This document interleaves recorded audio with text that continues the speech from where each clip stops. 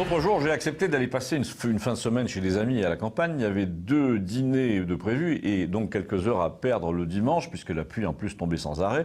Alors l'un des enfants de la famille, nommé Guillaume, en fait le seul garçon, qui pouvait avoir 14 ans, m'a proposé de jeter un coup d'œil sur sa cinémathèque personnelle qui tenait dans un disque dur de 2 téraoctets.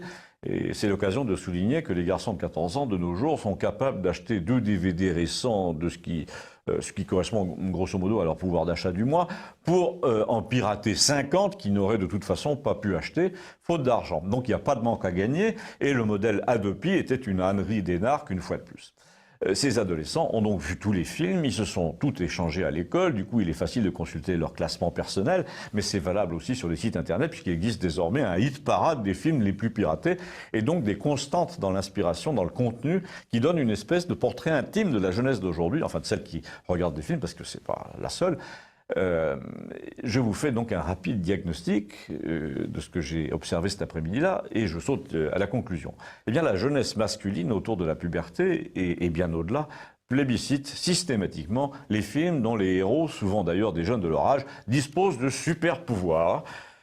Et vous allez me dire, c'est pas de nouveau, de tout temps, les jeunes ont eu des grands héros pour modèle, mais là, on parle pas de grands héros, on parle de super-héros à qui presque rien n'est impossible, alors qu'à eux, les malheureux adolescents, là, rien n'est possible, au contraire.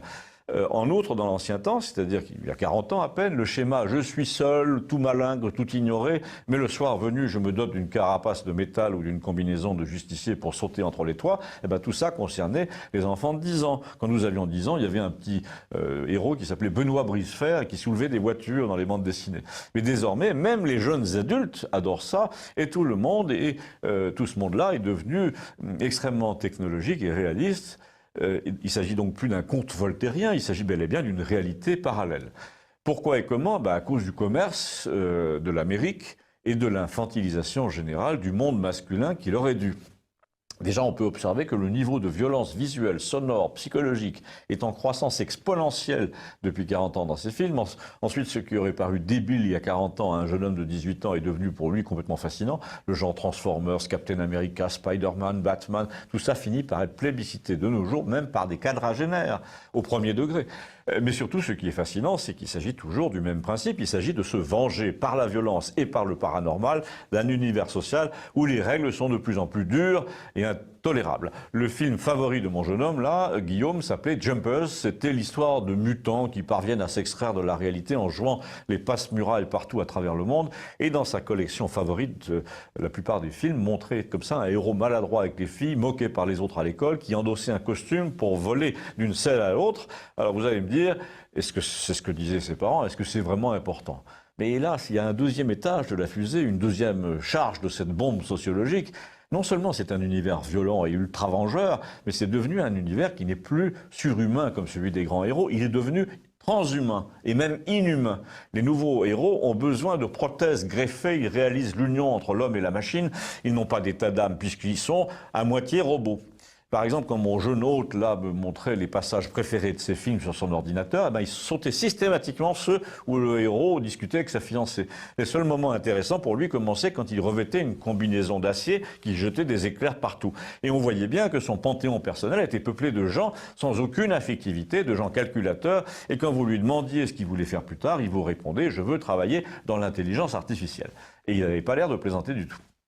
Ensuite, pendant le dîner, j'ai parlé un peu avec le grand-oncle du jeune homme, qui était prêtre. Oui, ça existe encore. Un type à peu près de mon âge.